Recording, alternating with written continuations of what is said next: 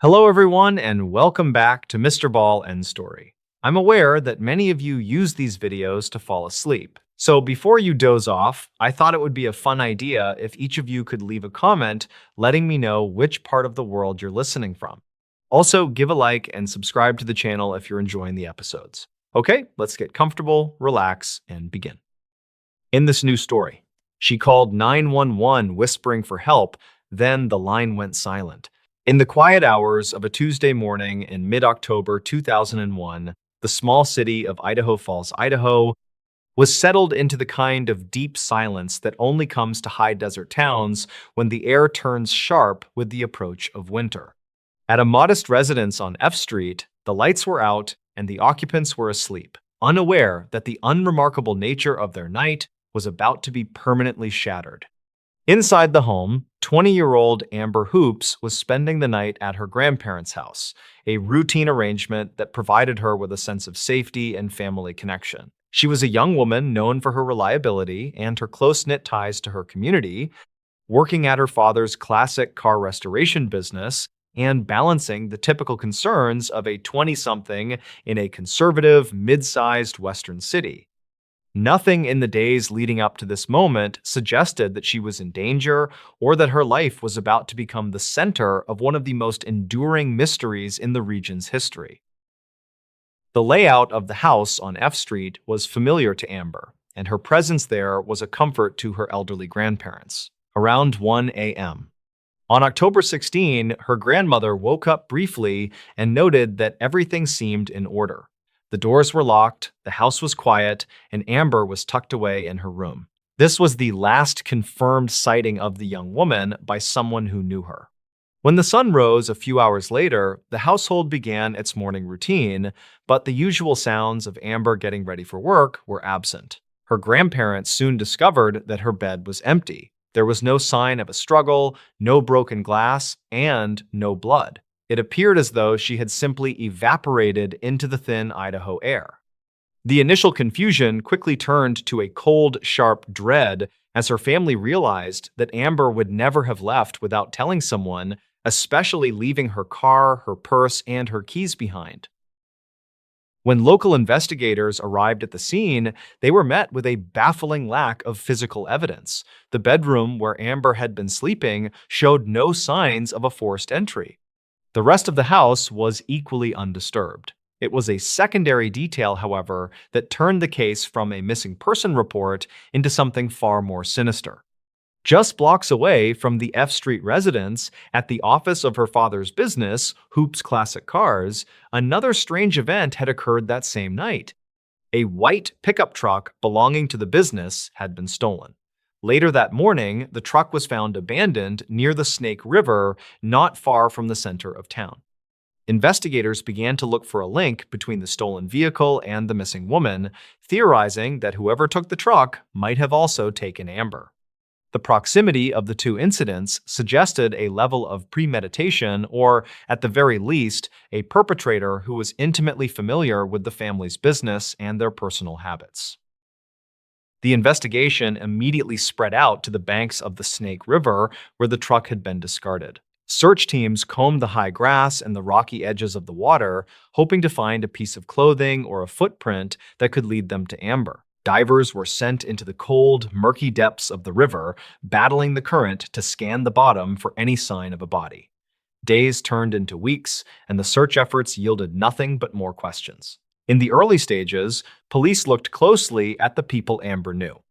They interviewed friends, co-workers, and acquaintances, trying to build a map of her social life that might reveal a hidden conflict or a secret admirer. Her family remained adamant that she had no enemies and no reason to run away. She was described as a homebody who was excited about her future and deeply invested in her work at the car shop. As the weeks dragged on, a name began to surface in the investigation that changed the trajectory of the case. A man named Keith Glenn Hescock became a primary person of interest. Hescock was not a stranger to the community or to the Hoops family business. He had actually worked at Hoops Classic Cars for a period of time. This connection provided a chilling potential motive and the necessary knowledge of the family's schedules. More importantly, Hescock had a mounting history of disturbing behavior.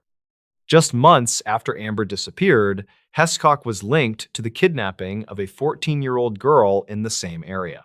In that instance, the girl had been snatched from her home, but she managed to escape and provide authorities with a description that led them directly to him. The parallels between the two cases were too striking for investigators to ignore, yet they lacked the physical evidence to definitively tie him to Amber's disappearance. The pursuit of Keith Hescock reached a violent and definitive conclusion in June 2002. Following the kidnapping of the young girl, Hescock fled into the rugged wilderness of the Big Hole Mountains. A massive manhunt ensued, involving multiple law enforcement agencies and tracking dogs. The standoff ended in a remote canyon where Hescock engaged in a shootout with officers. During the exchange, a police K-9 was killed, and Hescock eventually turned his weapon on himself, taking his life before he could be taken into custody. With his death, the primary source of information regarding Amber's whereabouts was silenced. Investigators were left to sift through the wreckage of his life, searching his property and his past for any clue that would lead them to Amber. They found evidence of his obsession with young women, but the location of Amber Hoops remained a secret he took to his grave.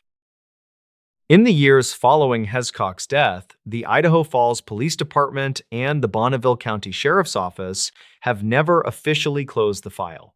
They have utilized evolving forensic technologies, including advanced DNA testing on items found during the initial searches, but the results have remained inconclusive. The case is characterized by a frustrating lack of smoking gun evidence.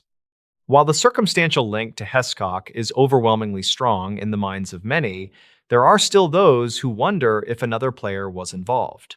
Some accounts from the night of the disappearance mention seeing a different vehicle in the area, or suggested that the timeline of the truck theft didn't perfectly align with the window of time Amber would have been taken from the house. These discrepancies, though small, have fueled decades of local speculation and prevented the case from reaching a legal resolution. The psychological impact on the Idaho Falls community was profound. For a town that viewed itself as a safe haven where doors could be left unlocked, the idea that a young woman could be snatched from her bed while her grandparents slept in the next room was transformative.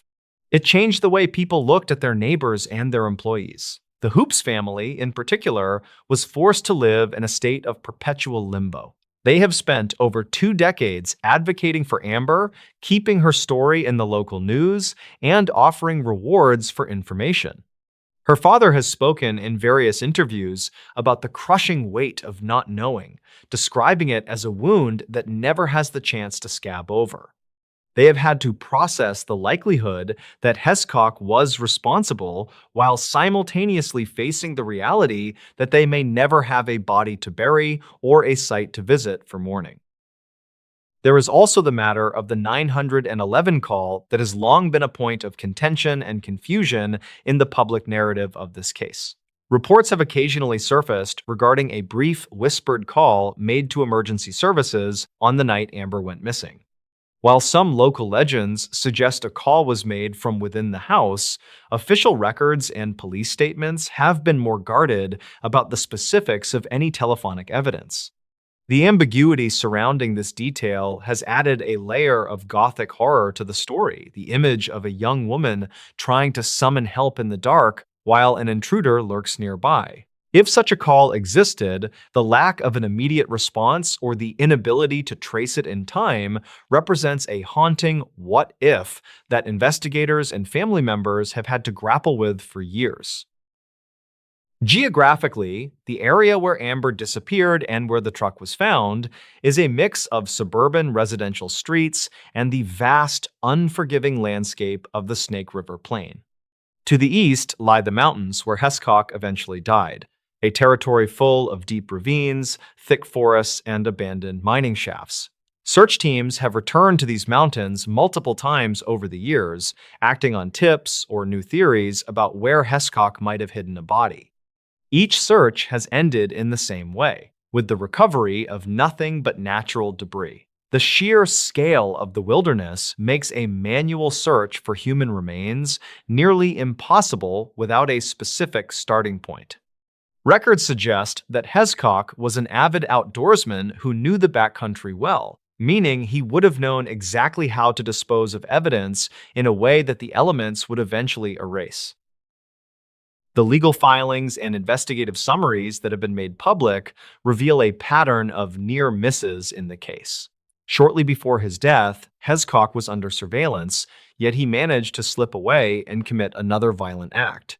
This has led to criticism from some corners of the community regarding how the initial investigation was handled and whether more could have been done to pin him down before he fled into the mountain. However, police maintain that without Amber's body or a confession, their hands were tied by the requirements of due process. They couldn't charge a man with murder based solely on the fact that he was a bad actor who happened to work for the victim's father. The tension between what the police know and what they can prove is the central tragedy of the Amber Hoops case. As of 2026, Amber remains on the list of missing persons in Idaho.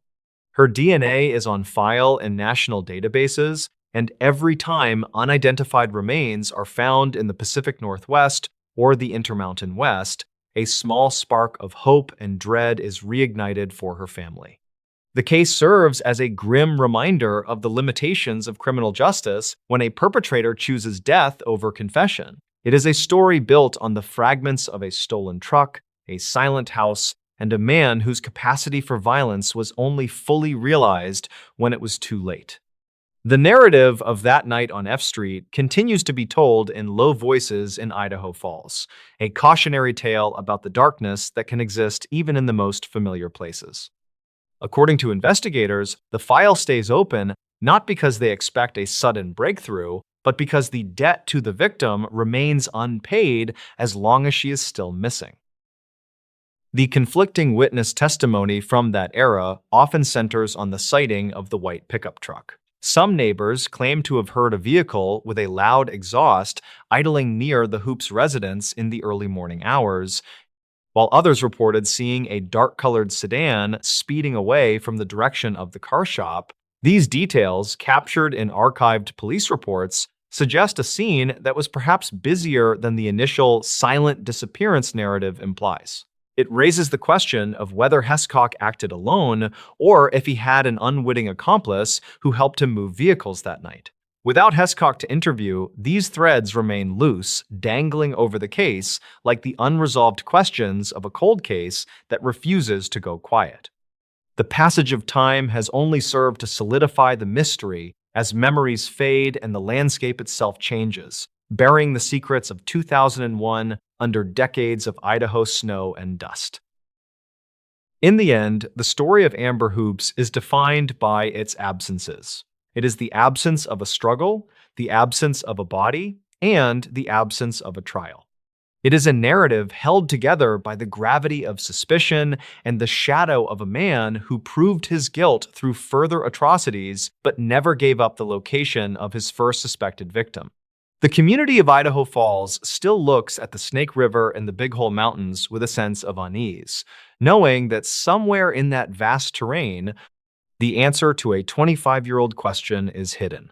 For the Hoops family, the reconstruction of that night is a daily exercise in endurance, a long-form tragedy that has no final chapter, only an infinite series of paragraphs ending in the same silence that filled the house on F Street all those years ago. In this news story, the security camera caught someone watching the house for 6 hours straight. The sense of security provided by high-definition residential surveillance systems is often based on the assumption that the cameras act as a deterrent to any outside observation. Most homeowners expect that a quick check of their mobile alerts will reveal nothing more than a delivery person or a stray animal passing through the frame. However, the forensic server logs and archived video files from a secluded property in northern Idaho suggest that some observers aren't looking for an entry point, but are simply content to stay perfectly still. A routine security audit can quickly transform into a chilling investigation when a homeowner realizes that a silent figure has been part of the landscape for the entire duration of the night.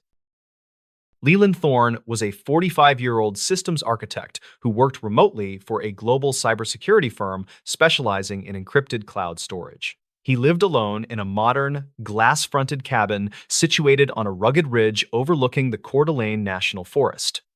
His primary goal for the winter of 2024 was to finalize a series of high-level security patches while enjoying the isolation of the mountain terrain. Leland was a man of extreme technical precision who'd installed a military-grade thermal imaging network around his property to ensure he was never caught off guard. He relied on real-time data and infrared sensors to maintain a perimeter that he believed was virtually impenetrable to any unauthorized presence. The incident began on a freezing Tuesday in the month of November in the year 2024 during a period of heavy, blinding snowfall. Leland was finishing a late-night coding session at approximately 4 in the morning when he decided to run a diagnostic check on his exterior camera array. He opened the history logs and noticed a single persistent heat signature that had triggered the motion sensors at precisely 10 o'clock the previous evening. He scrolled back through the footage and felt a surge of cold adrenaline as he realized the figure had not moved a single inch for 6 hours. The thermal feed showed a tall, human-shaped mass standing directly at the edge of the tree line, its heat signature a steady, low-contrast blur against the frozen backdrop. The figure remained in a fixed, upright position, facing the large, floor-to-ceiling windows of Leland's home office with a chilling level of focus. Leland used the digital zoom on his 48-megapixel camera, but the falling snow and the low-light conditions obscured any identifiable facial features or clothing. He checked the biometric security logs for his smart locks and confirmed that no physical breach of the house had been attempted during the duration of the observation. The footage showed the figure standing motionless through the peak of the storm, seemingly unaffected by the sub-zero temperatures or the high mountain winds. He stayed at his desk, watching the live feed in total silence, until the sun finally began to crest over the eastern peaks. The next morning, Leland began a step-by-step investigation of the perimeter by reviewing the local server records and the archived notes from the original land survey. He was a meticulous professional who kept detailed records of every environmental sensor spike and network ping that occurred on his private grid. He discovered that the area where the figure stood was a rocky outcrop that had once housed a makeshift observation post during the early 1950s.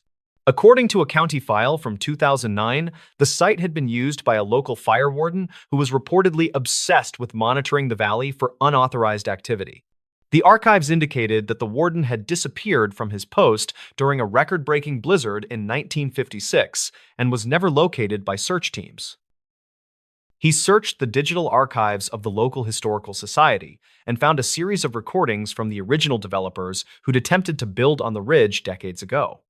These files described a man named Silas Vance, who was known for his habit of standing on the ridge for hours, even after his official shift had ended. Silas had reportedly believed that the forest held secrets that could only be seen by those who remained perfectly still for long periods of time. The witness statements from the original state records mention that the warden was often mistaken for a weathered tree stump by hikers who passed through the area. Leland realized that the coordinates of the thermal signature matched the exact location where the warden's old chair had been found. The high-definition footage was reviewed by a forensic video analyst who found that the figure appeared to lose its physical definition during the highest peaks of the storm. Investigators never confirmed the presence of an intruder on the property, as the fresh snow on the ridge showed no footprints or disturbances in the morning. Records conflict regarding the exact nature of the thermal signature, with some technicians claiming it was a localized ghost image caused by sensor ghosting in extreme cold. Leland decided to keep his infrared array active and continued to monitor the ridge every night for any signs of the Silent Watcher's return. He kept the original 6-hour recording on a secure, encrypted drive as a record of the night that his isolation was shared by something unseen. The property remains under heavy surveillance today as Leland continues his work with a new focus on the lingering energy patterns of the Idaho wilderness. He still reviews the 6 hours of static footage occasionally, but he remains unable to find a mechanical or optical flaw in the thermal sensors. The final report is preserved in a secure archive as a testament to an event that defies a simple technical explanation in the modern era of smart homes. He sleeps with a secondary motion-activated floodlight now because he knows that some observers don't need a point of entry to make their presence felt. Some locations carry a memory that is recorded in the very thermal radiation of the ground and the surrounding atmosphere. The engineering community still discusses the Leland Thorne files as an example of potential sensor degradation in high-altitude, low-temperature environments. However, Leland knows that what his cameras captured was not a hardware failure, but a factual record of a presence that was content to just watch. He spends his time now researching the intersection of historical watch points and the modern digital sensors that are built over the forgotten posts of the past. The cabin stands as a silent witness to the man who was still trying to keep his watch over the valley during the coldest nights of the year. He closes his laptop and turns off the office light with a sense of total and complete investigative clarity about the watchers in the dark. The final entry in the county file regarding the disappearance of the fire warden noted that he was a man of immense patience and a terrifyingly focused sense of duty. This detail suggests that the presence Leland saw was not an intruder with malicious intent, but an echo of a routine that had been repeated for a lifetime. It suggests that the ridge was acting as a storage medium for the final, motionless hours of a man who refused to leave his post during the storm. Leland believes that the thermal signature was a bridge between the past and the present that allowed a forgotten duty to be seen one last time. The figure on the ridge was merely a reminder that the landscape remembers everyone who has ever stood their ground against the elements. The quiet ridges of northern Idaho rarely make the national news for anything other than routine forest management reports and standard seasonal weather updates. Yet underneath the surface of the modern security networks, there are stories that remain recorded in the deep, unindexed layers of the local digital archives. Leland Thorne is one of the few who has a factual record of the recurring impossible hidden on a secure and encrypted drive for future study. He continues to document every thermal spike with the same professional objectivity because he knows that the truth is often found in the things that stay still. The reality of the 6-hour watcher is a mystery that requires us to acknowledge the things that we cannot simply explain away with code. The study of the ridge's electromagnetic and thermal resonance was completed in the spring of 2025, and the results were filed under restricted access.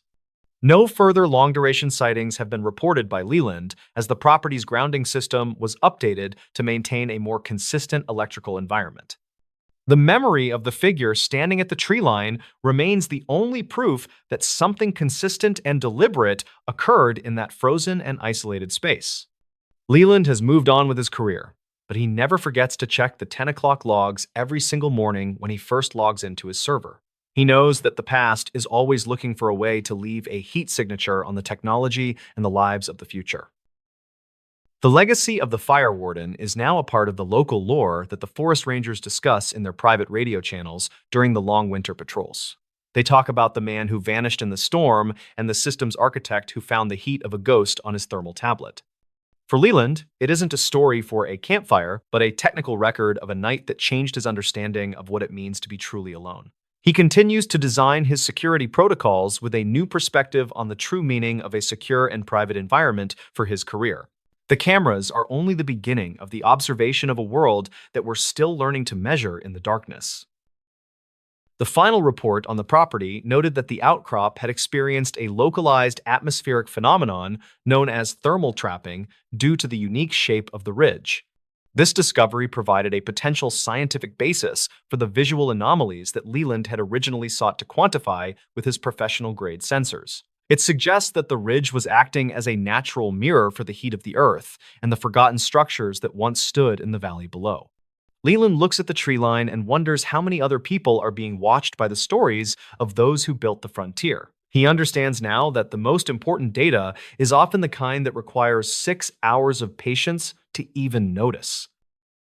The cabin remains a dark silhouette against the Idaho skyline, while the system's architect continues to search for the patterns in the encrypted data. Leland Thorne keeps his focus on the code, but he's always watching for the shape of a man who doesn't belong to the living world anymore.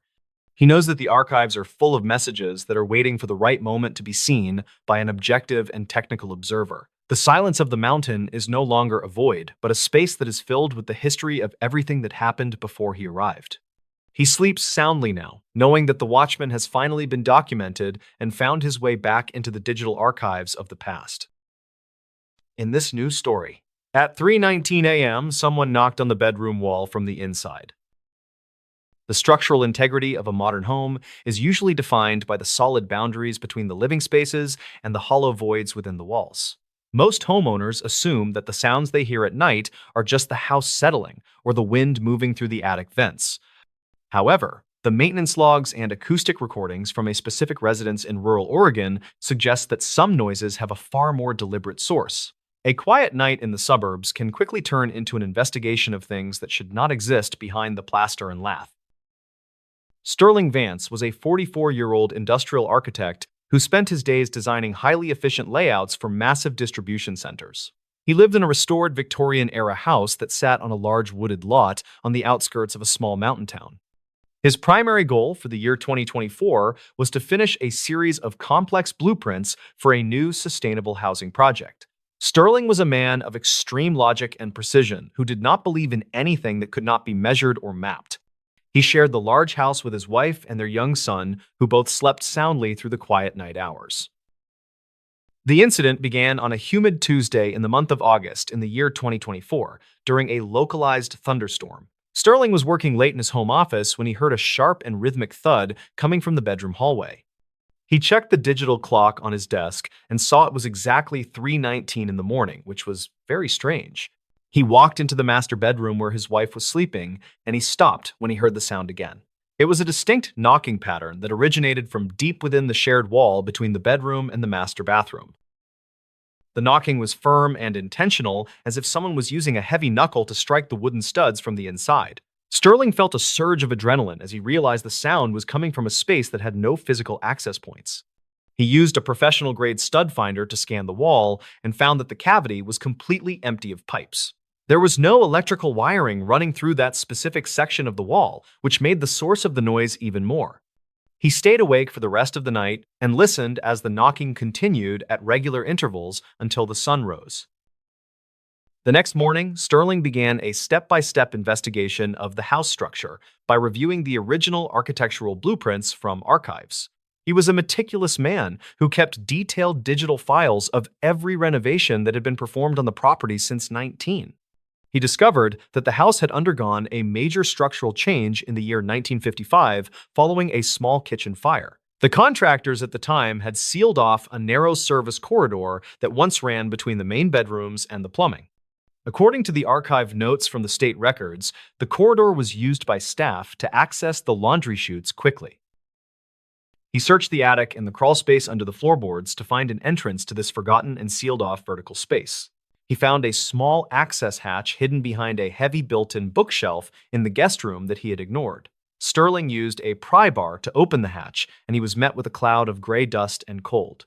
He shone his powerful flashlight into the void and saw a narrow ladder leading down into the darkness between the bedroom walls. The air smelled of old paper and damp earth, which indicated that the space had not been ventilated for many decades. He climbed down the ladder and found a small wooden chair tucked into a corner that was only 2 feet wide. On the floor sat a collection of old rusted tins and a series of handwritten notes that were dated 1950. The notes were written by a man named Elias Thorne, who had worked as a maintenance man for the previous owners. Elias reportedly suffered from a severe sleep disorder and had created the hidden room as a place to find total silence. According to the county file from 2009, Elias had disappeared from the property without leaving any trace of his. Sterling noticed a series of tally marks carved into the wooden studs that matched the exact rhythm of the knocking he heard. The marks were grouped into sets of 3, which was the same pattern that had woken him up at 3:19. He realized that the knocking was not a haunting, but a mechanical echo caused by a weighted pendulum Elias had built. The device was designed to tap on the wall at a specific frequency to help the man fall into a deep. Over the years, the house had shifted and the pendulum had become stuck until the recent storm loosened the old mechanism. He decided to dismantle the old wooden device and seal the access hatch permanently to ensure the safety of his family. Sterling felt a sense of relief as he understood the logical cause of the mystery that had disturbed his quiet night. He updated his own home maintenance logs to include the discovery of the hidden service corridor for any future property owners. The knocking stopped completely, and the house returned to its normal state of peaceful silence for the rest of the season. He kept the handwritten notes in his office as a reminder of the man who sought silence in the walls. The house remains quiet now, and the digital logs no longer record any unusual acoustic spikes during the early morning hours. Sterling still checks the blueprints occasionally, but he knows that the boundaries of his home are now fully mapped and secure. He understands that some secrets are just forgotten pieces of engineering that are waiting to be found by the right person. The past has a way of leaving a physical mark on a house that survives through every new renovation and owner. He sleeps soundly, knowing that the only sounds he hears are the normal and predictable movements of a safe family. Every building tells a story, if we are willing to look behind the plaster and listen to the echoes of construction. Sterling Vance continues to design his efficient layouts, but he now pays closer attention to the empty spaces in between the walls. He knows that the logic of architecture can often hide the small and human details of those who lived there before. The town remains peaceful, and the Victorian house stands as a silent witness to the history of those who saw it. He closes his laptop and turns off the office light with a sense of total and complete architectural clarity tonight. The investigation concluded that no physical intruder had ever been present within the walls of the Sterling residence during the incident. Local investigators never confirmed the claims of previous tenants, who spoke of strange movements in the hallways during the winter months. Records conflict regarding the final fate of Elias Thorne, but the notes he left behind remain a tangible piece of evidence. Sterling often wonders how many other homes have hidden corridors that have been lost to time and forgotten by the living. He values the silence of his home more than ever now that he knows exactly what lies within the structure. The mystery was solved by a man of logic who refused to accept anything less than the physical truth today. In this new story, the baby monitor recorded a voice that knew everyone's name.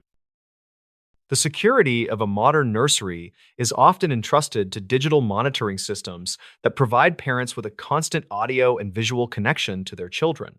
Most people believe that these devices are secure portals that only allow authorized users to listen in on the quiet sounds of a sleeping infant. However, the internal server logs and archived audio files from a suburban home in Northern Virginia suggest that some signals are not as private as they seem. A routine evening of monitoring can quickly transform into a chilling investigation when the device begins to broadcast information it should not know. Kellen Thorne was a 36-year-old cybersecurity consultant who spent his professional hours identifying critical vulnerabilities in the networks of major financial institutions. He lived in a newly constructed smart home with his wife and their 10-month-old daughter in a quiet residential neighborhood.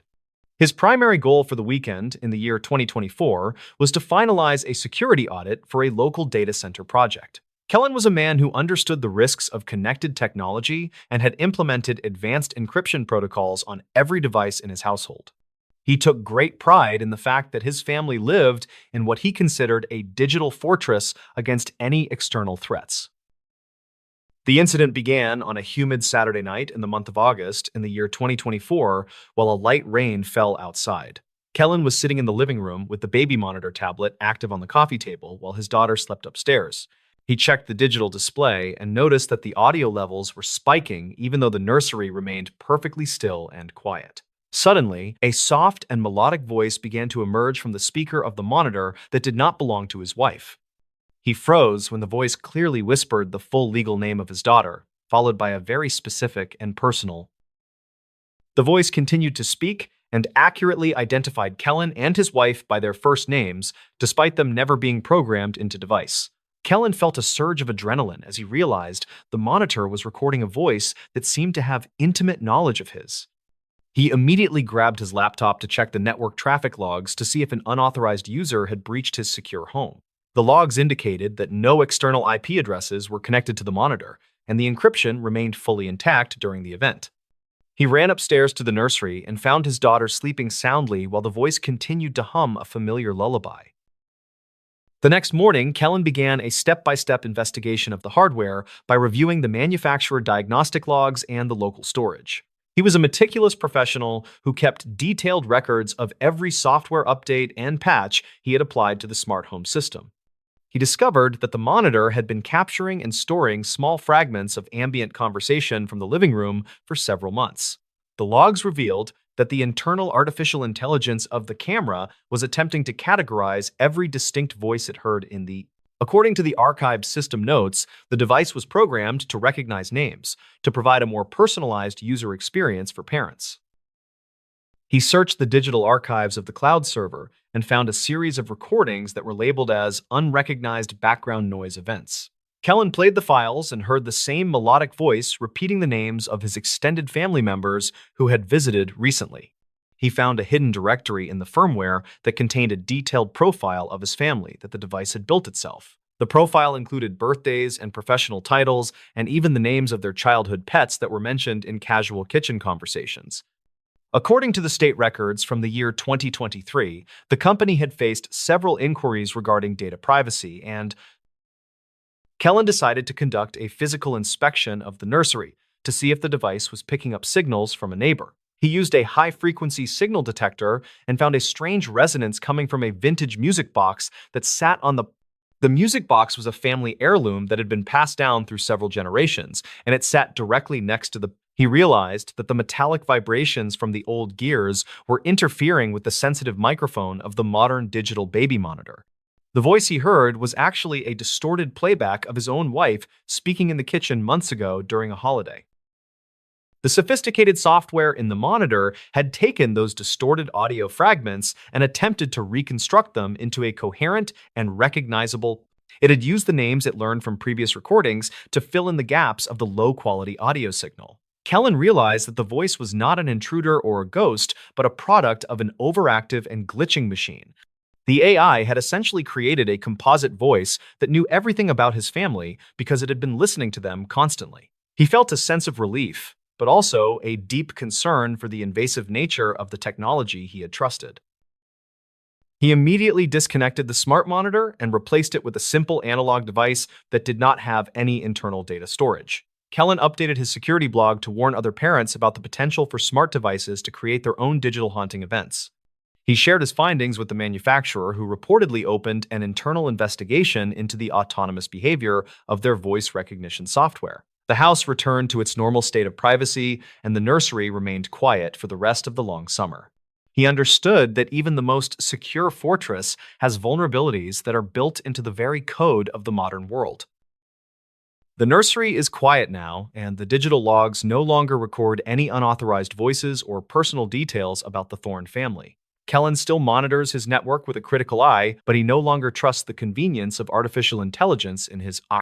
He knows that the data we provide to our devices can be used in ways that we never intended or fully.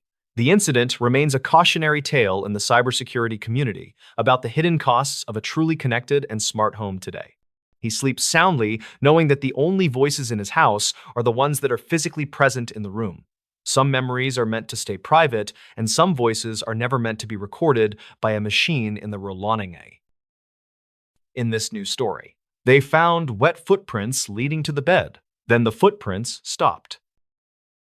The physical layout of a beachfront property is often designed to blur the lines between the natural coastal environment and the comfort of a modern interior. Most residents assume that any evidence of the ocean, such as sand or moisture, is brought in intentionally by those who've spent their day on the shoreline.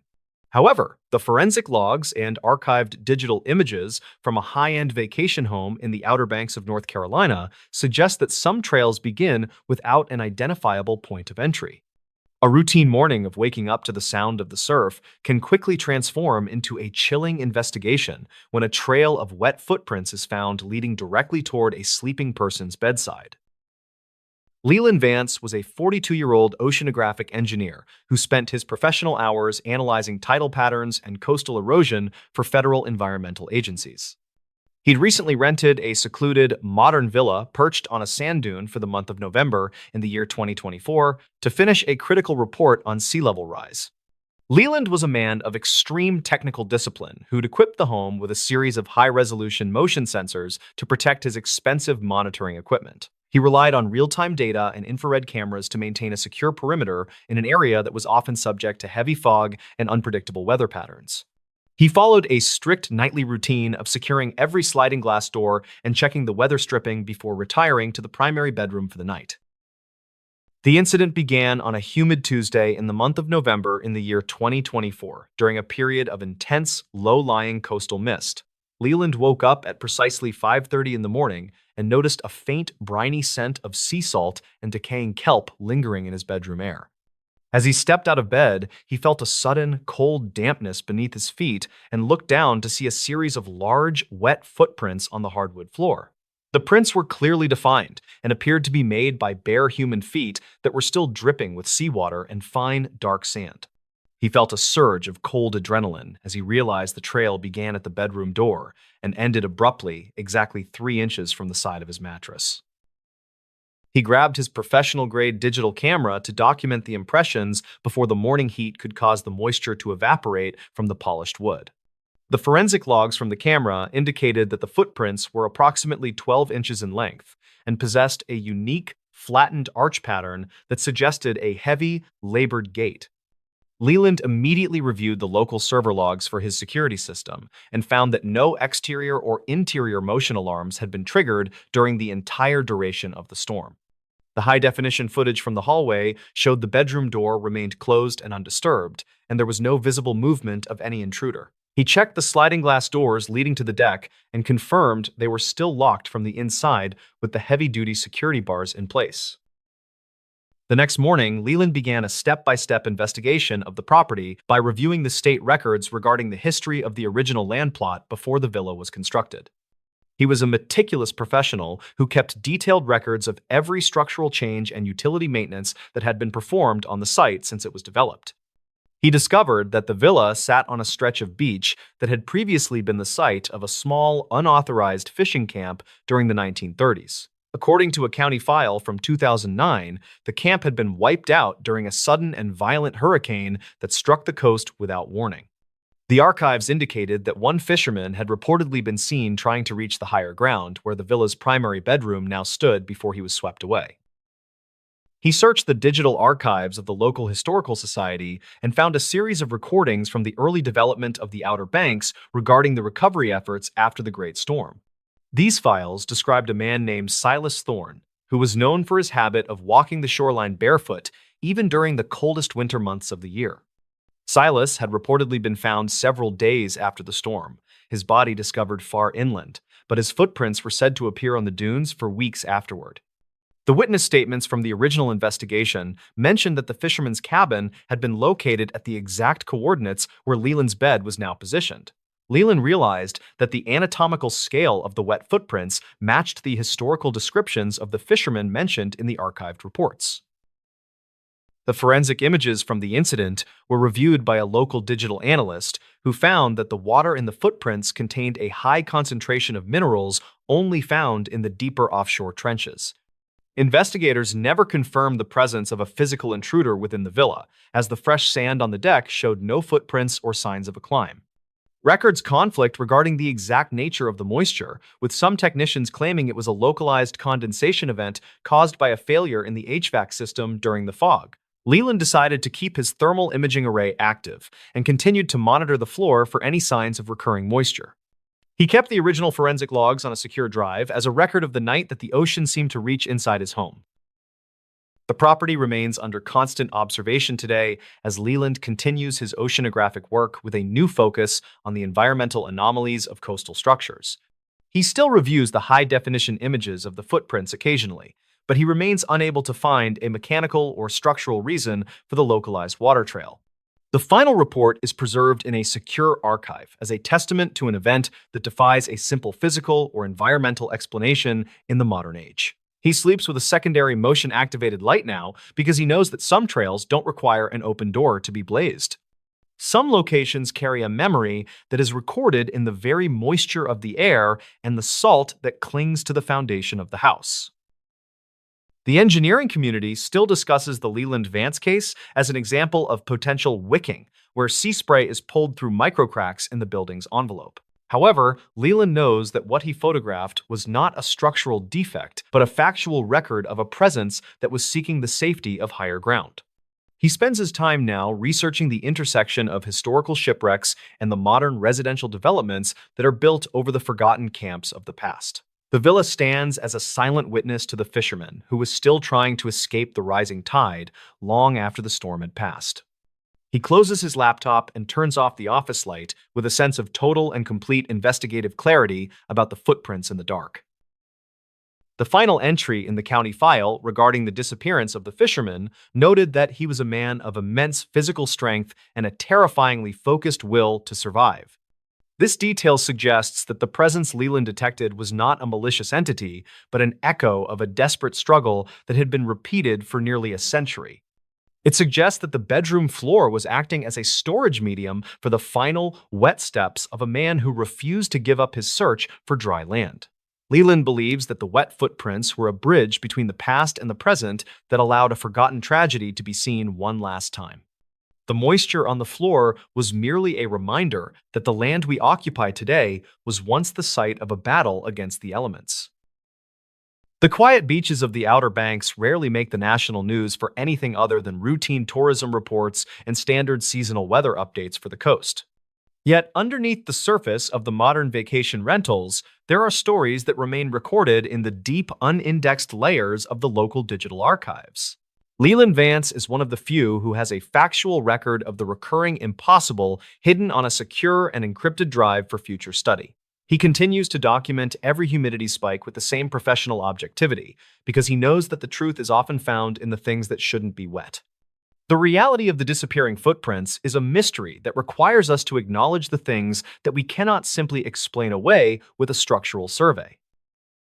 The study of the property's electromagnetic and moisture resonance was completed in the spring of 2025, and the results were filed under restricted access. No further wet trails have been reported by Leland, as the home's ceiling system was updated to include advanced moisture barriers and atmospheric sensors. The memory of the footprints leading to the bed remains the only proof that something consistent and deliberate occurred in that coastal sanctuary. Leland has moved on with his career, but he never forgets to check the floor every single morning when the coastal mist begins to roll in. He knows that the past is always looking for a way to leave a physical signature on the technology and the lives of the future. The legacy of the fisherman is now a part of the local lore that the coastal residents discuss in their private social media groups during the long winter nights. They talk about the man who died in the Great Storm and the engineer who found the salt of a ghost on his polished hardwood floor. For Leland, it isn't a story for a campfire, but a technical record of a night that changed his understanding of what it means to be truly secure. He continues to design his coastal protection protocols with a new perspective on the true meaning of a stable and private environment. The sensors are only the beginning of the observation of a world that we're still learning to measure in the darkness of the sea. The final report on the property noted that the dune had experienced a localized phenomenon known as capillary rise due to the unique composition of the sand and the foundation. This discovery provided a potential scientific basis for the moisture anomalies that Leland had originally sought to quantify with his professional-grade sensors. It suggests that the room was acting as a natural conduit for the groundwater and the forgotten history that still sits buried deep beneath the modern flooring. Leland looks at the surf and wonders how many other people are walking on top of the stories of those who were lost to the waves. He understands now that the most important data is often the kind that requires a cold morning and a sharp eye to even begin to notice. The villa remains a dark silhouette against the North Carolina skyline, while the engineer continues to search for the patterns in the tidal data. Leland Vance keeps his focus on the coast, but he's always watching for the shape of a foot that doesn't belong to the living world anymore. He knows that the archives are full of messages that are waiting for the right moment to be seen by an objective and technical observer. The silence of the beach is no longer a void, but a space that is filled with the history of everything that happened before he arrived. He sleeps soundly now, knowing that the fisherman has finally reached his destination and found his way back into the digital archives of the past. The Road That Vanishes in the Snow: True Tales of Highway Horror. The winter of 2014 went down in the record books as one of the most brutal seasons in decades. A massive polar vortex had descended upon the northern states and turned the entire region into a frozen wasteland of ice. The highways that crossed the mountain passes were treacherous sheets of black ice that claimed unwary drivers every single day. Silas was a long-haul trucker who had spent 30 years driving the most dangerous routes in the country without an accident. He was driving a heavy 18-wheeler loaded with perishable goods that needed to reach the distribution center by morning. The interstate was officially closed due to a massive pileup involving 20 cars that had happened an hour earlier. Silas pulled his massive rig into a small truck stop that sat on the edge of the closure zone. He walked into the diner to get a cup of black coffee and look at his paper maps. The digital GPS on his dashboard was recalculating a route, but it kept trying to send him back to the closed highway. An old man sitting at the counter noticed Silas looking at the map and leaned over to offer some advice. He told Silas about a secondary state road that cut through the valley and bypassed the mountain closure completely. The old man claimed the road was kept clear by the local logging companies and was safe for a heavy truck. Silas was skeptical at first, but the pressure of the deadline and the perishable cargo weighed heavily on his mind. He thanked the stranger and finished his coffee before walking back out into the biting cold wind and snow. He climbed into the warm cab of his truck and programmed the secondary route into his mind using the map. The road was called State Route 9, and it appeared as a thin gray line winding through the dense forest. He put the truck into gear and pulled out of the lot, leaving the safety of the lights behind. The snow was falling harder now, and the large flakes swirled in the headlights like millions of white insects. The first hour of the drive on the new route was slow, but the road was indeed plowed and wide enough. Silas relaxed a little and turned up the radio to listen to a classic rock station to stay awake. The heater hummed a steady rhythm and the wipers slapped back and forth, clearing the accumulating snow from the glass. He felt confident that he would make the delivery on time and prove that he was still the best driver. The road began to climb higher into the hills, and the trees pressed in closer to the edge of the pavement. The pavement turned from black asphalt to packed snow and ice as he moved further away from civilization. The radio signal began to fade into static and eventually cut out completely, leaving him in silence with the engine. He noticed that he had not seen another car or truck for at least 40 minutes on this road. The isolation was absolute, and the only light in the world came from his own high beams cutting the dark.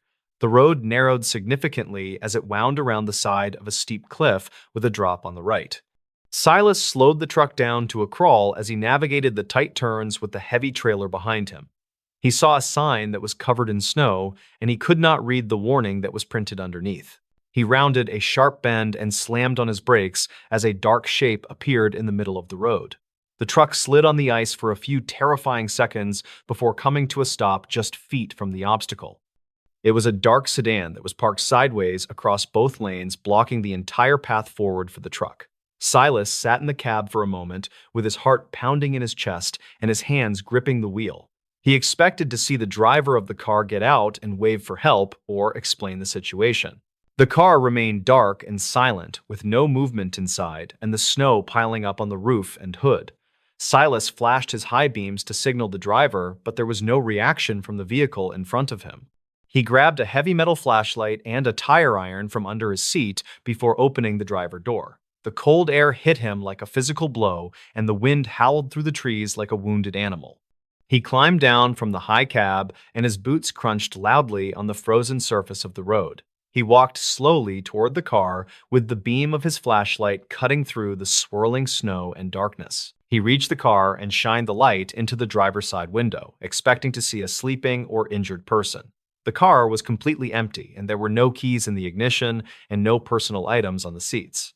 Silas tried the door handle and found it unlocked, so he opened the door to investigate the interior further. The interior light flickered on and revealed a clean car that looked like it had been abandoned for hours. He looked at the floor mats and noticed they were wet, which meant someone had been in the car recently. He stepped back and shined his light on the road around the car to look for footprints in the snow. He found a set of tracks leading away from the car and disappearing into the dense woods on the left. The tracks were strange because they were widely spaced as if the person had been running in a panic. Silas felt a deep sense of unease settle in his stomach as he realized this was not a simple breakdown. He looked further up the road past the blocked car and saw something that made his blood run cold. There was another vehicle parked on the side of the road about 50 yards ahead that was almost buried. And beyond that one, he could see the faint outline of a third vehicle that was completely covered in snow. This was not a road that was used for travel, but a graveyard for cars that had been lured here. Silas turned around to run back to his truck and get on the radio to call for immediate help. He stopped in his tracks when he saw a figure standing near the rear tires of his own trailer. The figure was wearing white camouflage clothing that blended perfectly with the snow and made him almost invisible. The man was holding a long object that looked like a rifle or a shotgun in his gloved hands. Silas dove behind the abandoned sedan just as a loud crack echoed through the valley and a bullet hit the car. The glass of the rear window shattered and showered the back seat with tiny diamonds of safety glass. Silas scrambled on his hands and knees to the front of the car to put the engine block between him and the shooter. He realized that the old man at the diner had sent him into a trap that was set for travelers. The road was a hunting ground for a group of highway pirates who preyed on trucks and isolated cars during storms. They used the weather and the road closures to funnel victims onto this dead-end path where they could be robbed. Silas knew he had to get back to his truck if he wanted to survive the night in this freezing hell. He peeked around the front bumper and saw two more figures emerging from the tree line on the right side. They were moving tactically and communicating with hand signals, which meant they were organized and experienced in this type of ambush. Silas knew he could not outrun them in the deep snow, and he could not fight three armed men alone. He needed a distraction that would allow him to cover the distance to his truck cab in a few seconds. He opened the hood of the sedan and found the battery terminals were still connected and the battery looked new. He used his tire iron to create a spark against the metal frame, but it was not enough to cause a fire. He remembered the road flare he had in his heavy winter coat pocket for emergencies just like this one. He pulled the flare out and struck the cap to ignite the bright red flame that hissed loudly in the silence. He threw the burning flare as hard as he could toward the tree line where the two men were advancing. The bright light blinded them for a moment and created a long shadow that danced wildly on the snow. Silas used that split second of confusion to sprint across the open ice toward the driver's side of his truck. He heard another shot ring out and felt the wind of the bullet passing inches from his ear. He reached the truck and grabbed the handle to pull himself up into the cab with a desperate burst of strength. He slammed the door shut and locked it just as a heavy impact shook the entire vehicle frame. One of the attackers had reached the truck and was banging the butt of his rifle against the door. Silas fumbled for his keys, which he had dropped on the floorboard in his panic to get inside. He found them and jammed the key into the ignition, turning it with a prayer on his lips. The diesel engine roared to life with a thunderous sound that vibrated through the metal of the cab. The attacker outside shattered the side window with his rifle butt and reached in to grab Silas by the jacket. Silas grabbed the fire extinguisher he kept mounted by the seat and sprayed the chemical powder directly into the man's face. The man screamed and fell back off the step, clutching his eyes and coughing violently from the chemical cloud. Silas shifted the truck into reverse and slammed his foot down on the accelerator pedal to move the rig. The heavy wheels spun on the ice for an agonizing second before finding traction on the gravel beneath. The truck lurched backward and the trailer swung wildly as he tried to back away from the blockade. He saw the other two men running into the road and raising their weapons to fire at the windshield. Silas ducked below the dashboard and steered blindly using his memory of the road behind him. The windshield shattered above him as bullets peppered the glass and filled the cab with cold air and snow. He continued to reverse for what felt like a mile until he found a spot wide enough to turn around. He performed a dangerous three-point turn on the narrow cliff road with the rear tires hanging over the edge. He shifted into a forward gear and drove back down the mountain at a speed that was reckless and terrifying. He did not stop driving until he reached the lights of the main highway town 20 miles away. He pulled the damaged truck directly to the police station and ran inside shouting for help and protection. The officers were shocked to see the state of the truck and the shattered windshield covered in snow. Silas told them the entire story about the old man and the blockade and the men in white camouflage. The police chief listened with a grim expression and told Silas that he was the first person to return. They had received reports of missing travelers in that area for years, but never had a witness or a location. A massive tactical team was assembled and sent up the mountain road with snowcats and armored vehicles. They found the abandoned sedan and the other buried cars just as Silas had described them to the officers. They also found a hidden cabin deep in the woods that was filled with the stolen cargo from dozens of trucks. The cabin was empty of people, but the stove was still warm, which meant the gang had fled just minutes before. The police found a sophisticated radio system that the gang used to monitor police frequencies and truck channels. They realized the old man at the diner was a spotter who identified vulnerable targets for the hijackers. The police raided the diner later that night and arrested the old man who was sitting at the same counter. He admitted to sending dozens of drivers to the road over the last 10 years in exchange for a cut. The gang was eventually tracked down to a remote hunting lodge near the Canadian border weeks later. A firefight ensued, and the leaders of the highway pirate ring were either killed or captured by the federal agents. The investigation revealed that they had made millions of dollars stealing cargo and stripping cars for parts in the winter. They relied on the snow to hide their crimes and the isolation to keep their victims silent. The twist that haunted Silas for the rest of his life was found in the trunk of the abandoned sedan. The police found a woman bound and gagged inside the trunk who was still alive but suffering from hypothermia. She had been the driver of the car and had been used as bait to make the scene look like an accident. If Silas had not stopped to check the car, she would have frozen to death in that trunk that night. He realized that his decision to stop had saved a life, even though it almost cost him his own. The road was officially closed permanently by the state, and huge concrete barriers were placed at the entrance. Silas continued to drive trucks for another 5 years, but he never took a secondary road again. He stuck to the main interstates and always parked in well-lit areas with other drivers around. He kept the tire iron on his passenger seat as a reminder of the night he fought the highway ghosts. The story of the road became a legend among truckers who shared it over radios late at night. They called it the road that vanishes because it does not appear on any modern map or GPS system. The physical road is still there under the snow and the trees that are slowly reclaiming the pavement. The button of the story is a somber reflection on the trust we place in strangers on the road. The friendly advice from a local can sometimes be a lure into a trap that has no exit. The winter landscape is beautiful, but it is also a curtain that can hide terrible things from view. The isolation of the highway is a freedom for some, but a weapon for others who wait in the dark. Silas learned that the most dangerous part of the job was not the ice or the mechanical failures. It was the human element that could turn a routine delivery into a fight for survival. The wind still howls through that valley and covers the rusted remains of the cars that were never recovered. The snow falls every year and buries the secrets of the highway pirates deeper into the earth. Travelers who pass by the concrete barriers often wonder what lies down that dark and overgrown path.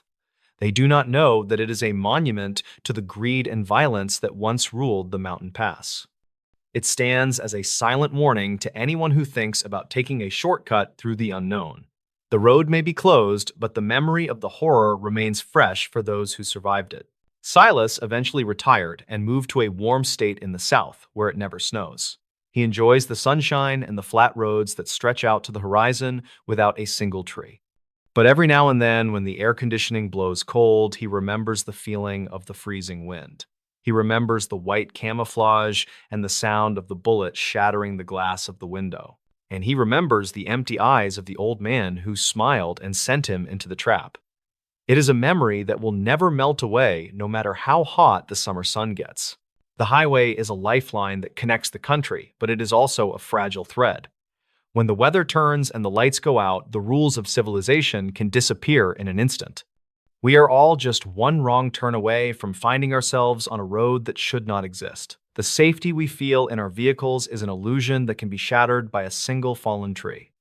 The story of Silas is a testament to the instinct to survive that lives inside every one of us, and it is a reminder to always check your map and never trust a shortcut in the snow. The final report on the case was filed away in a dusty box in the basement of the police station. It contains the photos of the cars and the cabin and the confession of the old man. But the true horror of the event cannot be captured in a police file or a court transcript. It lives in the quiet moments when you are driving alone at night and the signal fades. It lives in the shadow that moves in the corner of your eye when you stop to check a tire. And it lives in the realization that the road ahead is dark and you are completely alone. In this news story. If you hear it in Appalachia, don't answer. The dense forests of the Appalachian Mountains in the United States have long been the subject of reports involving auditory anomalies that defy standard acoustic explanation.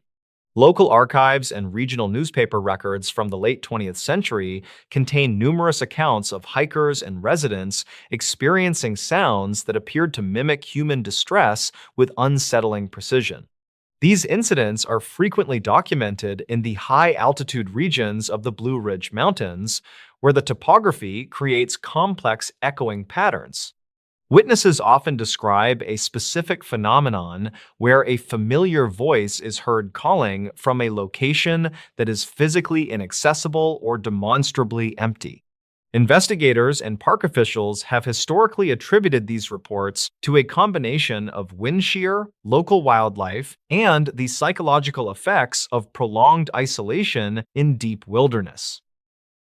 In the summer of 1994, a research assistant named Elias Thorne was stationed in a remote section of the Great Smoky Mountains to conduct a survey of local migratory patterns. Thorne was a 29-year-old graduate student with extensive experience in wilderness survival and field observation. He was assigned to a high-elevation ridge that remained largely undisturbed by commercial tourism or heavy hiking traffic. His primary objective was to maintain a series of acoustic recording stations designed to capture the vocalizations of rare bird species. The environment was characterized by steep inclines, dense laurel thickets, and a persistent fog that often reduced visibility to less than 30 feet. Thorne lived in a small, state-owned cabin that was accessible only by a narrow pack trail and remained miles away from the nearest paved road. According to archived field notes recovered from the Regional Forestry Department, the first week of the assignment passed without any significant deviation from standard procedure. Thorne recorded routine environmental data and maintained his equipment according to the strict protocols established by the university. On the evening of July 12th, the weather shifted as a localized thermal inversion trapped a heavy layer of moisture against the ridge. Thorne reported in his daily log that the forest became unusually silent, with a total absence of the typical insect and bird activity. At approximately 11:45 in the evening, he heard a sound originating from the ravine directly below the cabin porch. The sound was a clear, high-pitched voice that appeared to be calling his name with a flat, mechanical cadence. Thorne did not immediately respond to the vocalization, because the distance and the terrain made the presence of another person highly improbable at that hour. He remained inside the cabin and observed the perimeter through the single window facing the ravine.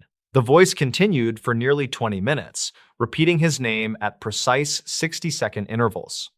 Each repetition lacked the natural inflection of a human in distress, sounding more like a pre-recorded loop played through a low-quality speaker. Regional dispatch logs from that night show no reports of missing persons or emergency signals in the surrounding 30-mile radius. Thorne noted in his journal that the sound appeared to stay at a fixed point despite the swirling wind that should have caused the audio to drift. The following morning, Thorne conducted a physical inspection of the ravine to identify any signs of a human presence or discarded electronic equipment. He found no footprints in the soft mud and no broken vegetation that would indicate someone had navigated the steep slope. The laurel thickets remained undisturbed, and there was no evidence of a campfire or temporary shelter anywhere in the vicinity. Despite the lack of physical evidence, Thorne reported a persistent sensation of being watched from the tree line. He noted that the biometric sensors on his recording equipment had registered several high-frequency spikes during the time the voice was audible. These spikes did not correspond to any known animal vocalizations or mechanical interference typical of the region. Over the next 3 nights, the auditory phenomenon escalated in both volume and complexity, according to the archived testimonies of university staff who later reviewed the tapes.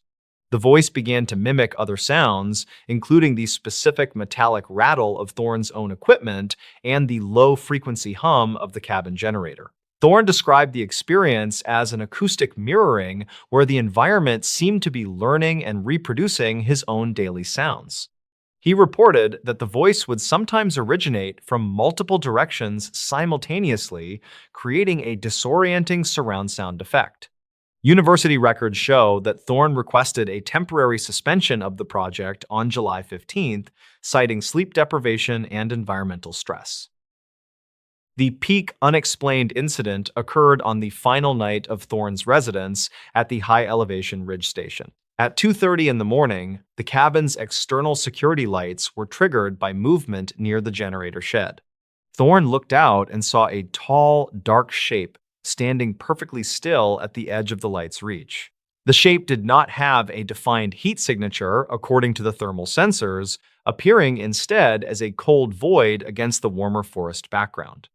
The voice then spoke from the shed using a tone that was identical to Thorne's own voice as recorded on his field tapes. It recited his most recent log entry word for word, including the coughs and pauses he had made while recording earlier that day. Thorne barricaded the cabin door and remained in the center of the room until the sun rose over the eastern peaks. He reported that the figure did not move for 4 hours, remaining a static silhouette against the laurel thickets. As soon as it was light enough to navigate, Thorne abandoned the station and hiked the 12 miles back to the trailhead. He did not stop to retrieve his personal belongings or the expensive recording equipment left at the cabin. Upon reaching the university field office, he was described as being in a state of shock, with altered perceptions of time and distance. He claimed that the 12-mile hike had felt like it lasted for several days, despite only taking 4 hours according to his watch. A recovery team was sent to the ridge station 3 days later to retrieve the university property and investigate Thorne's claims. They found the cabin exactly as Thorne had described, with the door barricaded from the inside. The recording equipment was still functional, but all the audio files from the final 3 days had been replaced with high-amplitude white noise. This noise contained embedded frequencies that caused physical nausea and vertigo in the technicians who attempted to analyze the data. No footprints were found around the generator shed, and the thermal cameras showed no record of the dark shape Thorne had observed. The Forestry Department officially listed the cause of the incident as a localized acoustic anomaly compounded by extreme psychological fatigue. State records from 1995 indicate that the ridge station was permanently decommissioned and the cabin was dismantled. The university conducted a private review of the case, but never released a formal explanation for the audio distortions captured on the early tapes. Some local residents in the nearby town claimed that the ridge had a long history of being a dead zone where sounds behaved unnaturally. They spoke of the mountain having a way of swallowing voices and spitting them back out years later in altered forms. These accounts remain unverified by official scientific agencies, yet they persist in the regional folklore of the Appalachian Highlands. The case of Elias Thorne remains a point of contention among researchers of environmental psychology and wilderness phenomena. Some argue that the unique mineral composition of the ridge created a natural recording medium that could play back ambient sounds under specific atmospheric conditions. Others point to the possibility of a rare type of infrasound caused by wind moving through the ravines, which is known to cause hallucinations and extreme dread. Thorne himself never returned to the mountains and transitioned into a career in data analysis that did not require fieldwork. He reportedly maintained that what he heard was not a hallucination, but a physical attempt by the environment to communicate using his own parameters. Archive notes from a county file in 2009 reveal that 2 other hikers reported similar auditory mirroring in the same general area. These reports describe voices calling from the fog using the names of friends who were standing right next to the witnesses. In each instance, the sounds were described as being just slightly off, possessing a metallic or digital quality that felt fundamentally wrong. Park authorities continue to advise hikers to stay on marked trails and to avoid following sounds that deviate from expected wilderness patterns. The phenomenon remains unresolved, existing in the space between documented acoustic anomaly and the enduring mysteries of the Appalachian wilderness. The Great Smoky Mountains continue to draw millions of visitors who seek the beauty of the high ridges and deep valleys. Most experiences are routine and peaceful, characterized by the natural beauty of the American Southeast. However, the records of the Thorn incident serve as a documented reminder that the wilderness can produce sensory experiences that defy standard logic. The ambiguity of the recordings and the lack of physical evidence leave the case open to interpretation by both skeptics and believers. Whether the sounds are the result of rare natural physics or a more unsettling presence remains a matter of ongoing debate in regional archives. Technicians who reviewed the final white noise tapes noted that the sound appeared to pulse with a rhythm that matched a human heartbeat. This detail was excluded from the official university report, but was leaked in a regional newspaper archive from 2001. The pulse was reportedly consistent across all 3 hours of the final recording, even as the volume of the noise fluctuated. This led some investigators to suggest that the recording equipment was not malfunctioning, but was instead capturing a biological signal from an unknown source. These claims were never substantiated by further field studies, as no researchers were willing to occupy the ridge station for extended periods. In the years following the decommissioning of the station, the forest has largely reclaimed the site where the cabin once stood. The pack trail has become overgrown with laurel thickets and is now nearly impossible to follow without specialized GPS equipment.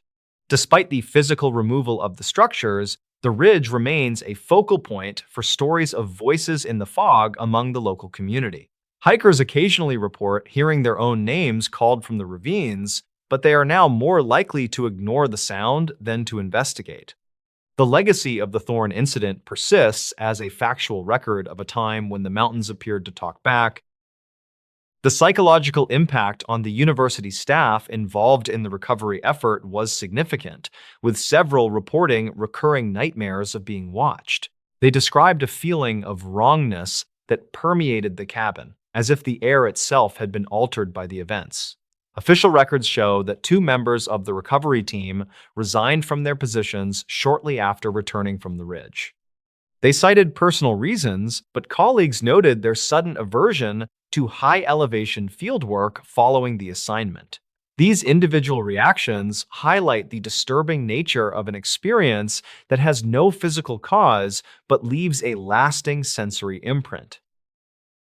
Environmental researchers continue to study the Great Smoky Mountains for their unique acoustic properties and diverse biological signals. The region remains a vital part of the American wilderness, offering insights into the complex interactions between terrain and sound. However, the case of Elias Thorn stands as a unique entry in the archives, representing a moment where the interaction became hostile and unexplained. The missing audio and the conflicting testimonies of time distortion ensure that the incident will remain a topic of interest for years to come. The Appalachian Mountains hold many secrets, and some of them are only heard by those who venture too far into the fog. The final log entry from Thorn's journal, dated July 16, 1994, contains a single sentence written in frantic handwriting. It states that the voice in the ravine was finally correct, sounding exactly like his mother, who had passed away years earlier. This specific detail was never verified by the university, but was included in a first-hand account published in a regional mystery magazine. It adds a layer of personal disturbance to an already unsettling narrative, suggesting that the phenomenon had access to Thorn's own memories. The ambiguity of this claim serves to further muddy the waters between psychological breakdown and an objective external phenomenon. Investigators who attempted to replicate the acoustic spikes years later found that the ridge had returned to a normal baseline. They were unable to capture any white noise or voice mimicry, even during similar atmospheric conditions and thermal inversions. This has led some to believe that the Thorn incident was a one-time event triggered by a specific, unknown combination of variables. Others suggest that the mountain only speaks when it has a specific target to mirror and learn from over time. The lack of recurring data makes it impossible to draw a definitive conclusion, leaving the ridge station's legacy in a state of permanent uncertainty. Thorn's equipment was eventually sold at a state auction, and its current whereabouts are unknown to the university archives. Some believe that the sensors themselves were permanently altered by the high-frequency spikes and the white noise recordings. There is no official evidence to support this, but the story persists in the folklore surrounding the decommissioning of the site. The ridge remains a silent part of the park's vast wilderness, a place where the trees grow tall over the secrets of 1994. The Appalachian wilderness continues to be a place of beauty and deep, unresolved mystery for all who enter. The records of the local historical society continue to be a primary source for those looking to understand the unsettling sounds of the ridge. They contain a collection of first-hand accounts and newspaper archives that span several decades of regional history. Each entry contributes to a larger picture of an environment that does not always follow the expected laws of physics or acoustics. The Thorn incident is just one chapter in a much older narrative of voices that call from the laurel thickets. It remains the best documented case due to the involvement of the university and the recovery of the field journals. Park officials occasionally conduct routine patrols of the area to ensure that no unauthorized camping or structures have been established. These patrols are uneventful, reporting only the presence of local wildlife and the occasional overgrowth of the trails. They do not report hearing voices or experiencing time distortion, suggesting that the phenomenon remains dormant or highly selective.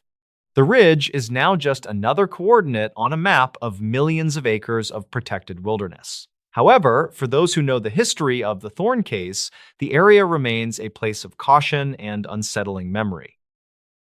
The Appalachian Mountains are among the oldest geological formations on Earth, and their deep valleys have seen centuries of human history. The folklore of the region is rich with stories of spirits, monsters, and unexplained occurrences that date back to the earliest settlers. The Thorn incident is a modern addition to this long tradition, blending technology with the ancient mysteries of the high ridges. It serves as a reminder that even in an age of digital recording and biometric sensors, the wilderness can remain fundamentally unknowable. The fog still rolls over the laurel thickets, and the silence of the forest is still broken by sounds that cannot be explained. The final university report on the project concluded that the Great Smoky Mountains survey was a failure due to unforeseen environmental challenges. It did not mention the voices, the silhouette, or the white noise tapes that caused physical illness in the staff. The official narrative focuses on the logistical difficulties and the lack of useful biological data captured by the stations. This omission has led to accusations of a cover-up among some members of the regional paranormal community. However, without further access to the restricted archives, these claims remain entirely speculative and unsupported by physical evidence. Thorn's later years were spent in relative obscurity, away from the public eye and the academic world of forestry. He reportedly avoided any discussions about his time on the ridge, even with close friends and family members. His journals were donated to the local historical society by his estate after his death in 2018. They remain the primary source for anyone looking to reconstruct the events of that final week in 1994. They are a window into a mind experiencing the impossible and a factual record of a phenomenon that has no name. The Great Smoky Mountains National Park remains a testament to the power of nature and the importance of wilderness preservation. It is a place where millions find peace and connection with the natural world in the American Southeast. But it is also a place that holds records of events that defy the very science we use to study it. The case of the Ridge Station and the mimicked voices is a permanent part of that landscape, recorded in the archives of those who were there. It remains a disturbing, non-criminal incident that continues to intrigue and unsettle those who seek the truth. Final review of the Thorn incident highlights the enduring ambiguity of witness perception in extreme environments. The lack of physical traces like footprints or camera footage of the entity makes it impossible to confirm an external presence. Yet the consistent audio anomalies and the physiological reactions of the staff point toward an objective event of some kind. This tension between the seen and the heard is what defines the most unsettling cases in the Appalachian archives. The mountains continue to stand in silence, keeping their secrets from those who only walk the marked trails. If you hear your name called in the deep ravines of Appalachia, the local folklore suggests you should never answer back. The story of Elias Thorne is a factual reconstruction of why that belief exists in the first place. It is a narrative of a man who listened too closely to the sounds of the mountain and found something that could talk back in his own voice. The ridge remains a silent monument to that experience, a place where the laurel thickets grow over the forgotten history of 1994. The wilderness is vast, and its memories are long and deep. In this new story, a 911 call went silent. Then the operator heard breathing beside her. The psychological pressure of emergency dispatch work often manifests as a heightened sensitivity to the slightest auditory cues within a controlled environment. Most operators assume that the primary source of sound will always originate from the digital line or the mechanical hum of the communication center equipment. However, the dispatch logs and internal acoustic recordings from a high-security facility in rural Pennsylvania suggest that the physical boundaries of a call can become dangerously blurred. A routine shift can quickly transform into a chilling investigation when a dispatcher realizes that the silence on the line is being mirrored by a presence in the room.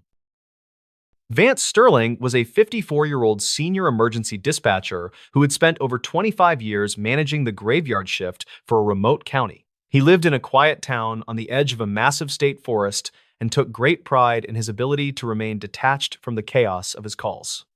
His primary goal for the year 2024 was to maintain a perfect record of zero missed signals and a sub-10-second response time for all residents. Vance was a man of extreme discipline, who relied on the archive notes and standard operating procedures to navigate the most stressful hours of the night. He worked alone in a reinforced concrete dispatch hub that was specifically designed to be a soundproof and secure environment for critical communications. The incident began on a humid Tuesday in the month of August in the year 2024 during a period of intense atmospheric static. Vance received an incoming emergency signal at precisely 3:19 in the morning from an old farmhouse that had been reportedly abandoned for several years.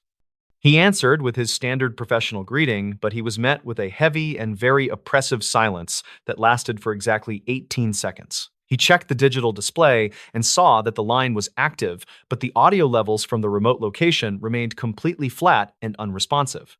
He prepared to log the event as a suspected hardware malfunction until he heard a rhythmic and very wet sound originating from his own headset. The sound was the unmistakable pattern of heavy human breathing that did not appear to be coming through the digital communication line from the farmhouse. Vance felt a surge of cold adrenaline as he realized the audio source was manifesting directly beside his own chair in the locked room. He adjusted his headset and turned to look at the empty dispatch floor, but he saw nothing but the glowing monitors and the silent rows of servers. The breathing was synchronized with his own movements, and it seemed to grow louder and more desperate as the timer on the silent call continued to count up. He remained perfectly still and watched as the high-sensitivity microphone on his desk began to register a secondary sound signature in the room. The next morning, Vance began a step-by-step investigation of the facility by reviewing the state records regarding the original construction of the underground hub. He was a meticulous professional who kept detailed records of every electrical surge and equipment calibration that had been performed on the local server. He discovered that the dispatch center was built on the site of a former psychiatric facility that had operated during the 1930s before being demolished. According to the archive notes from a county file from 2009, the original building had a specialized wing for patients with severe respiratory distress. The archives indicated that one patient had reportedly died in the exact location where the dispatch console now sat during a storm. He searched the digital archives of the local historical society and found a series of recordings from the early development of the county's emergency response network. These files described a man named Silas Thorne, who was a night watchman for the original facility and was known for his tireless patrols of the halls. Silas had reportedly disappeared during a massive fire in 1940, and his body was never recovered from the ruins of the basement levels. The witness statements from the original investigation mentioned that the watchman was often heard before he was seen due to a chronic and very heavy breathing. Vance realized that the silent call had originated from a location that used the same phone line designation as the watchman's old station. The audio logs from the incident were reviewed by technicians who found that the breathing was recorded on the internal track but not the external line. Investigators never confirmed the presence of a physical intruder within the locked dispatch hub, and the surveillance cameras showed Vance was entirely alone. Records conflict regarding the exact nature of the atmospheric static that occurred on that night, but some locals claimed it was a recurring temporal anomaly. Vance decided to keep a secondary recording device on his desk and continued to monitor the signal for any signs of the watchman's return. He kept the original dispatch logs on a secure drive as a record of the night that the boundaries of his job failed. The dispatch hub remains operational today as Vance continues his work with a new focus on the acoustic history of the properties he monitors. He still reviews the 18 seconds of silence occasionally, but he remains unable to find a mechanical flaw in the communication software or the headset. The final recording is preserved in a secure archive as a testament to an event that defies a simple technical or environmental explanation. He works with the office door open now because he knows that some presences do not need a key to enter the room. Some locations carry a memory that is broadcasted through the very wires and frequencies that we use to connect with the living.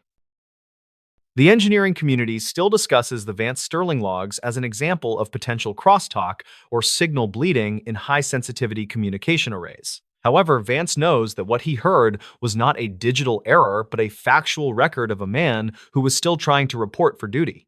He spends his time now researching the intersection of historical tragedies and the modern infrastructure that is built on top of those sites. The dispatch center stands as a silent witness to the watchman who never truly finished his final rounds in the dark.